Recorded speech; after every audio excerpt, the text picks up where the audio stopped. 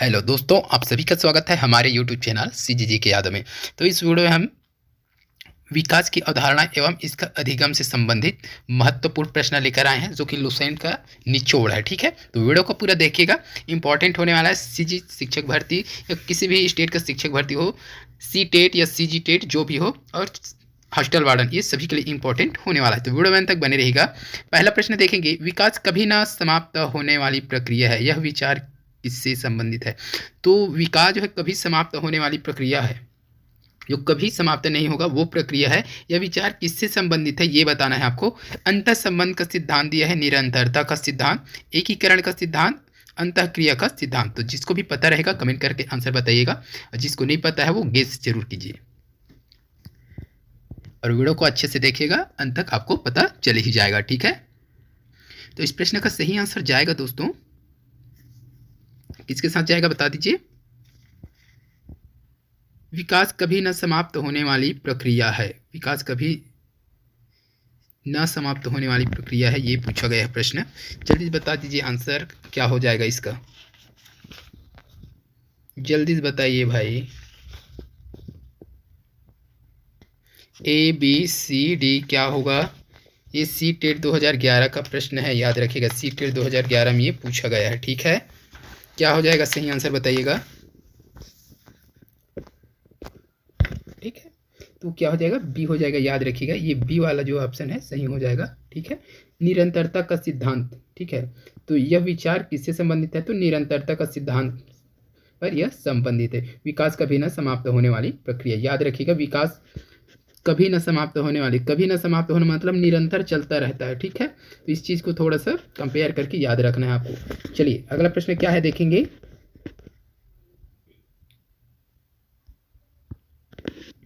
निचली कक्षाओं में शिक्षण की खेल पद्धति मूल रूप से आधारित है। तो निचली कक्षाओं में शिक्षण की खेल पद्धति जो होती है मूल रूप से आधारित है, किससे पर आधारित है?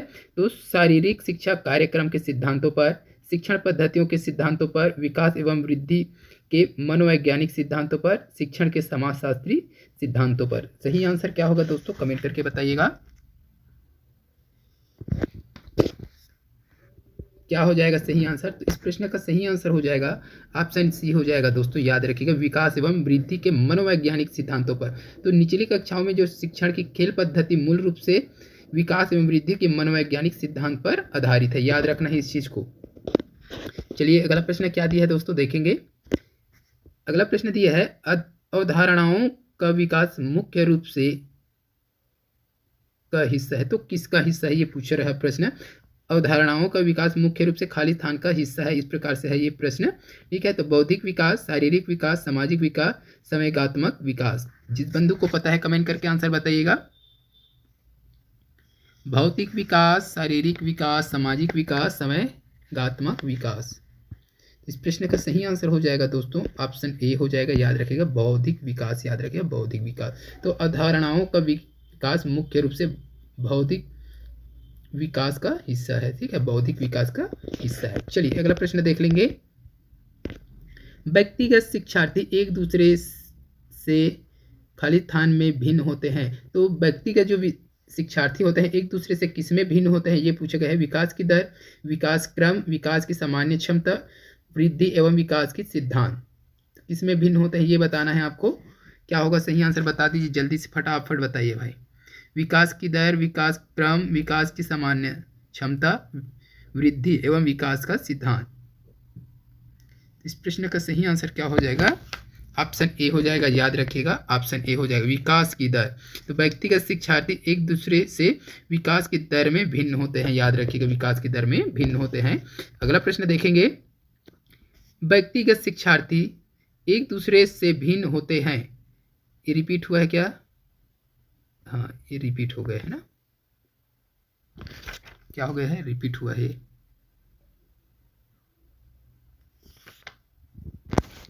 चलिए अगला प्रश्न देख लेते हैं। विकास की दर हो जाएगा। ठीक है, थोड़ा सा प्रश्न गलत हो गया है। हाँ, मानवीय मूल्यों जो प्रकृति में सार्वत्रिक है कि विकास का अर्थ है। तो मानवीय मूल्य जो प्रकृति में क्या है? सार्वत्रिक है। कि विकास का अर्थ क्या है ये बताना है। तो मातारोपण दिया है, अनुकरण दिया है, अंगीकरण, अभिव्यक्ति। क्या होगा सही आंसर ये बताना है आपको। क्या हो जाएगा? मानवीय मूल्यों जो प्रकृति में सार्वत्रिक है कि विकास का अर्थ है, क्या हो जाएगा अर्थ, ये बताना है आपको। मतारोपण, अंगीकरण, अनुकरण, अभिव्यक्ति। तो इस प्रश्न का सही आंसर जाएगा दोस्तों ऑप्शन डी के साथ जाएगा, अभिव्यक्ति हो जाएगा, याद रखिएगा अभिव्यक्ति हो जाएगा। चलिए अगला प्रश्न देखेंगे। निम्न में से किस स्तर में बच्चे अपने समकक्षी वर्ग के सक्रिय सदस्य बनते हैं? क्या बोल रहा है प्रश्न, तो किस अवस्था में, है ना, किस अवस्था या स्तर में बच्चे अपने समकक्षी वर्ग के क्या बनते हैं, सक्रिय सदस्य बनते हैं, अपने समकक्ष का सक्रिय सदस्य बनते हैं। तो किस अवस्था में? किशोरावस्था दिया है, वयस्क अवस्था, प्राग बाल्यावस्था, बाल्यावस्था। जिसको भी पता है कमेंट करके आंसर बताइएगा क्या होगा सही आंसर। किशोरावस्था, वयस्क अवस्था, प्राग बाल्यावस्था, बाल्यावस्था। इस प्रश्न का सही आंसर हो जाएगा दोस्तों ऑप्शन ए हो जाएगा, याद रखिएगा ऑप्शन ए हो जाएगा किशोर अवस्था। ठीक है, तो किशोर अवस्था के स्तर में बच्चे अपने समकक्षी वर्ग के सक्रिय सदस्य बनते हैं, याद रखिएगा। ठीक है, किशोर अवस्था में। अगला प्रश्न क्या दिया है देखेंगे। बचपन के समप्रतीक दृष्टिकोण की मान्यता है। तो बचपन के समप्रतीक दृष्टिकोण की मान्यता क्या है ये बताना है आपको। बहुत तरीके से बच्चे वयस्क के बराबर होते हैं। बच्चों को युवा प्राप्त वयस्कों के रूप में सबसे अच्छा माना जाता है। बचपन आधारित रूप से प्रतीक्षा अवधि है। बचपन वृद्धि एवं परिवर्तन की एक अनूठी अवधि है। तो इंपॉर्टेंट है, इसी प्रकार का प्रश्न आपको एग्जाम में देखने को मिलेगा। ठीक है, तो इसको IMP कर लीजिए और इसका कमेंट में आंसर बताइए। ठीक है, इसी टाइप से प्रश्न आपको देखने को मिलेगा एग्जाम में। ठीक है, बचपन के समप्रतीक दृष्टिकोण की मान्यता है। बहुत तरीके से बच्चे वयस्कों के बराबर होते हैं। बच्चों को युवा प्राप्त अवस्था वयस्कों के रूप में सबसे अच्छा माना जाता है। बचपन आधारित रूप से प्रतीक्षा अवधि है। और डी में दिया है बचपन वृद्धि एवं परिवर्तन की एक अनूठी अवधि है। तो इस प्रश्न का सही आंसर हो जाएगा दोस्तों ऑप्शन डी हो जाएगा, याद रखिएगा बचपन वृद्धि एवं परिवर्तन की एक अनूठी अवधि है। तो इस चीज को याद रखना है आपको। अगला प्रश्न देखेंगे। शिक्षक को ज्ञान होना चाहिए, तो शिक्षक को क्या ज्ञान होना चाहिए ये पूछ रहा है प्रश्न। अध्यापन विषय का, बाल मनोविज्ञान का, शिक्षा संहिता का, अध्यापन विषय एवं बाल मनोविज्ञान का। इंपॉर्टेंट प्रश्न है ये, शायद पिछले वीडियो में डल चुका है। तो इसका आप कमेंट में जरूर आंसर बताइएगा। क्या होगा सही आंसर बता दीजिए। शिक्षक को ज्ञान होना चाहिए, तो एक शिक्षक को क्या ज्ञान होना चाहिए वो बताना है आपको।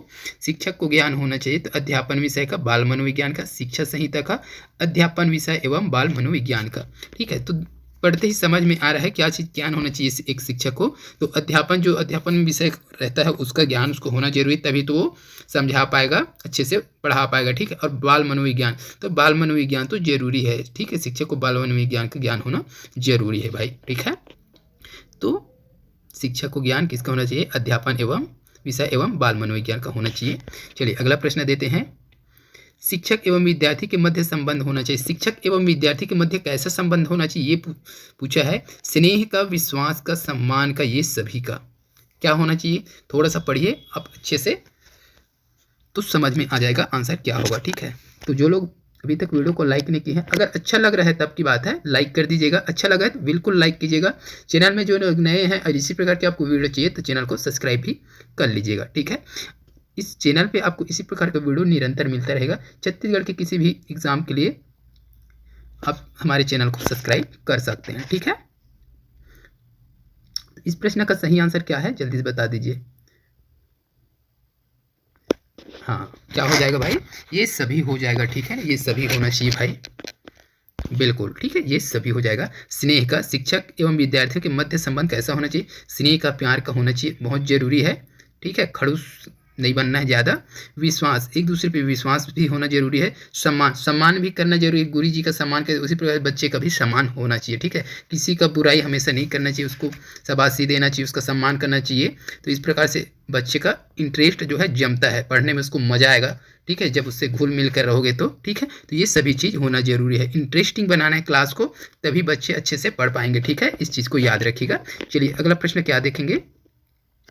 विकास के संदर्भ में निम्न में से कौन सा कथन सत्य नहीं। तो विकास के संदर्भ में कौन सा कथन सत्य नहीं है इसमें से वो बताना है। विकास की प्रत्येक अवस्था में अपने खतरे हैं। विकास उकसाने या बढ़ावा देने से सही नहीं होता। विकास संस्कृति परिवर्तन से प्रभावित होता है। विकास की प्रत्येक अवस्था की अपनी विशेषताएं होती है। तो कौन सा सही नहीं है ये बताना है दोस्तों आपको, कौन सा सही नहीं है। ठीक है, जल्दी बता दीजिए, पढ़िए अच्छे से एक बार। उसके बाद फिर बताना है विकास के संदर्भ में निम्न में से कौन सा कथन सत्य नहीं है। तो विकास की प्रत्येक अवस्था में अपने खतरे होते हैं। तो विकास की जो प्रत्येक अवस्था होता है उसमें अपने खतरे होते हैं क्या, तो बिल्कुल होते हैं, कई प्रकार का खतरा रहता भी है। ठीक है, विकास उकसाने और बढ़ावा देने से सही नहीं होता।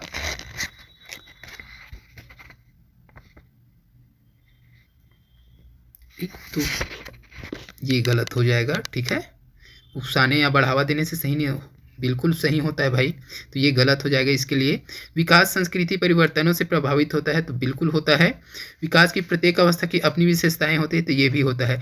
तो इसके लिए विकास के संदर्भ में निम्न में से कौन सा कथन सत्य नहीं है, तो ये नहीं है। ठीक है, नहीं होता बोल रहा है, होता है। ठीक है, विकास उकसाने या बढ़ावा देने से नहीं होता, ये होता है। ठीक है, उकसाने या बढ़ावा देने से होता है, तो ये चीज़ सही है, लेकिन यहाँ नहीं होता बोल रहा है, तो इसलिए इस प्रश्न के लिए ये क्या हो जाएगा, आंसर आ जाएगा बी ऑप्शन सही हो जाएगा, जो कि ये क्या है, सही है, लेकिन इसमें नहीं बोल रहा है, तो ये गलत हो जाएगा। होता है, ठीक, ये नहीं हट जाएगा, देने से होता है। ठीक है, बढ़ावा देने से होता हो जाए, ये नहीं होता, ये नहीं हट जाएगा, तो ये सही होगा। ठीक है, इस चीज़ को याद रखिएगा। चलिए अगला प्रश्न देखेंगे, 12 नंबर का प्रश्न है, निम्न में से कौन सा विकासात्मक कार्य उत्तर बाल्यावस्था के लिए उपयुक्त नहीं है। तो प्रश्न को थोड़ा सा अच्छे से पढ़ा कीजिएगा। ठीक है, जहाँ नहीं है वाला सिस्टम आता है वहीं बहुत सारे कन्फ्यूज़न हो जाता है और प्रश्न जो है गलत हो जाता है, तो इस चीज़ को अच्छे से देखना है आपको। निम्न में से कौन सा विकासात्मक कार्य उत्तर बाल्यावस्था के लिए उपयुक्त नहीं है, नहीं है पूछा गया है। सामान्य खेलों के लिए आवश्यक शारीरिक कुशलताएं सीखना, पुरुषोचित या स्त्रियोचित सामाजिक भूमिकाओं को प्राप्त करना, व्यक्तित्व एवं आत्मनिर्भरता प्राप्त करना, अपने हम उम्र बालकों के साथ रहना सीखना। तो क्या उपयुक्त नहीं है ये बताना है आपको, जिसको भी आ रहा है समझ बता दीजिएगा। ठीक है, तो इस प्रश्न का सही आंसर क्या हो जाएगा, ऑप्शन बी हो जाएगा, ये उपयुक्त नहीं है। पुरुषोचित या स्त्रियोचित सामाजिक भूमिकाओं को प्राप्त करना, तो ये उपयुक्त नहीं है। ठीक है, बाकी सभी उपयुक्त है। अगला प्रश्न देखेंगे, विकास का अर्थ है, विकास का अर्थ बताना है परिवर्तनों का उत्तरोत्तर श्रृंखला, अभिप्रेरणा के फलस्वरूप होने वाले परिवर्तनों की उत्तरोत्तर श्रृंखला, अभिप्रेरणा एवं अनुभव के फलस्वरूप होने वाले परिवर्तनों की उत्तरोत्तर श्रृंखला, और परिपक्वता एवं अनुभव के फलस्वरूप होने वाले परिवर्तनों की श्रृंखला। तो क्या होगा सही आंसर बताइएगा, 13 नंबर का प्रश्न। ठीक है, क्या हो जाएगा जल्दी से बता दीजिए, 13। इस प्रश्न का सही आंसर जाएगा ऑप्शन डी के साथ जाएगा दोस्तों। ठीक है, परिपक्वता एवं अनुभव के फलस्वरूप होने वाले परिवर्तनों की श्रृंखला। तो विकास का क्या अर्थ है, परिपक्वता एवं अनुभव के फलस्वरूप होने वाले परिवर्तन की श्रृंखला को ही विकास कहा जाता है। चलिए अगला प्रश्न देख लेंगे, खिलौनों की आयु कहा जाता है। तो खिलौने की आयु कौन सा कहा जाता है, पूर्व बाल्यावस्था को, शैशवावस्था को, उत्तर बाल्यावस्था को, ये सभी। क्या होगा सही आंसर, क्वेश्चन नंबर 14 का बताइएगा। पूर्व बाल्यावस्था को, शैशवावस्था को, उत्तर बाल्यावस्था को, ये सभी। क्या हो जाएगा सही आंसर बता दीजिए, खिलौनों की आयु, क्वेश्चन नंबर 14 क्या हो जाएगा। इस प्रश्न का सही आंसर जाएगा ऑप्शन ए के साथ जाएगा, पूर्व बाल्यावस्था। ठीक है, खिलौनों का आयु किस कहा जाता है, तो पूर्व बाल्यावस्था को खिलौनों का आयु कहा जाता है। अगला प्रश्न क्या दिया है देख लीजिए, निम्न में से कौन सी पूर्व बाल्यावस्था की विशेषता नहीं है। पूर्व बाल्यावस्था की विशेषता कौन सा नहीं है ये बताना है आपको। 15 नंबर का प्रश्न है, तो दल या समूह में रहने की आस्था, अनुकरण करने की अवस्था, प्रश्न करने की अवस्था, खेलने की अवस्था। तो निम्न में से कौन सी पूर्व बाल्यावस्था की विशेषता नहीं, पूर्व बाल्यावस्था की विशेषता नहीं है। तो दल समूह में रहने की अवस्था ये हो जाएगा, अनुकरण करने की अवस्था ये भी है, प्रश्न करने की अवस्था ये भी है, खेलने की अवस्था। तो पूर्व बाल्यावस्था, ठीक है, खेलने की अवस्था ये विशेषता नहीं है, याद रखिएगा ये विशेषता नहीं होगा। ठीक है, पूर्व बाल्यावस्था का, तो इस चीज में क्या हो जाएगा, ऑप्शन डी सही हो जाएगा, खेलने की अवस्था। ठीक है, चलिए अगला प्रश्न देख लेंगे, उत्तर बाल्यावस्था में बालक भौतिक वस्तुओं के किस आवश्यक तत्व में परिवर्तन समझने लगते हैं, द्रव्यमान, द्रव्य और संख्या, संख्या, द्रव्यमान, संख्या और क्षेत्र। क्या होगा सही आंसर बताइएगा, प्रश्न नंबर 16।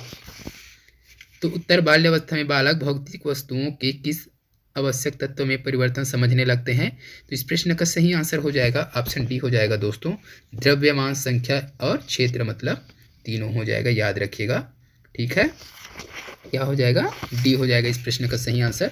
अगला प्रश्न देखेंगे, मानव विकास किन दोनों के योगदान का परिणाम है। तो मानव विकास जो है किन दोनों के योगदान का परिणाम है, अभिभावक एवं अध्यापक का, सामाजिक एवं सांस्कृतिक कारकों का, वंश क्रम एवं वातावरण का, इनमें से कोई नहीं। क्या होगा इस प्रश्न का आंसर बताइए।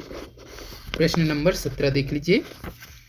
इस प्रश्न का सही आंसर हो जाएगा दोस्तों ऑप्शन सी हो जाएगा, वंश क्रम एवं वातावरण, याद रखिएगा, वंश क्रम एवं वातावरण। तो मानव विकास किन दोनों के योगदान का परिणाम है, तो वंश क्रम एवं वातावरण का परिणाम है मानव विकास। ठीक है, याद रखिएगा।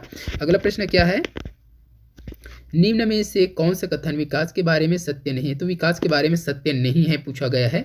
विकास अंतःक्रिया का फल है, विकास एक व्यक्तित्व श्रृंखला का अनुगामी है, विकास एक व्यक्तिगत प्रक्रिया है, विकास विशिष्ट से सामान्य की ओर होता है। तो विकास एक व्यक्तिगत प्रक्रिया है क्या, ये चीज़ आप देख लीजिए और बताइए आंसर क्या होगा। क्वेश्चन नंबर 18,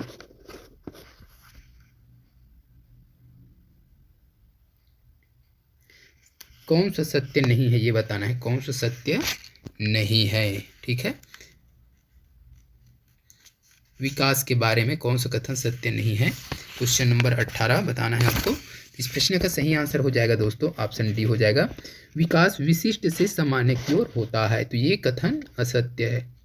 ठीक है, सत्य नहीं, बाकी विकास अंतःक्रिया का फल है, विकास एक व्यक्तिगत श्रृंखला का अनुगामी है, विकास एक व्यक्तिगत प्रक्रिया है। ठीक है, ये सभी क्या है, विकास के बारे में सत्य है। ठीक है, बाकी विकास विशिष्ट से सामान्य की ओर होता है, ये गलत हो जाएगा।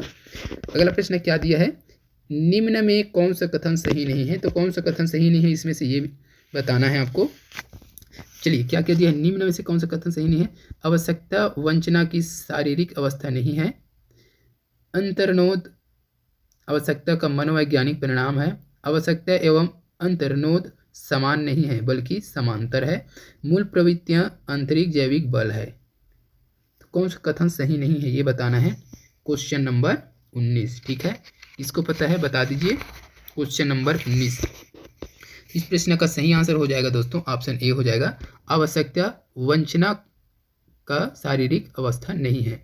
ठीक है, ये क्या है, सत्य नहीं, बाकी सभी सत्य है।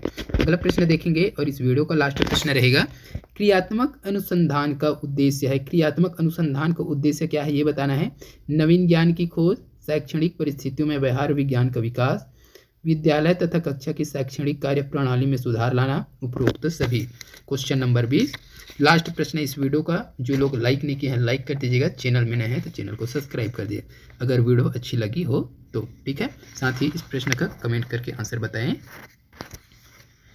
तो इस प्रश्न का सही आंसर जाएगा ऑप्शन सी के साथ जाएगा, याद रखिएगा, विद्यालय तथा कक्षा के शैक्षणिक कार्य प्रणाली का सुधार लाना। तो क्रियात्मक अनुसंधान का उद्देश्य क्या है, विद्यालय तथा कक्षा की शैक्षिक कार्य प्रणाली में सुधार लाना है। तो इस वीडियो में बस इतना ही दोस्तों। अगर वीडियो अच्छी लगी है तो लाइक कर दीजिएगा, शेयर कर दीजिएगा। जल्द मिलते हैं अगले वीडियो के साथ, तब तक ले वंदे मातरम, जय हिंद।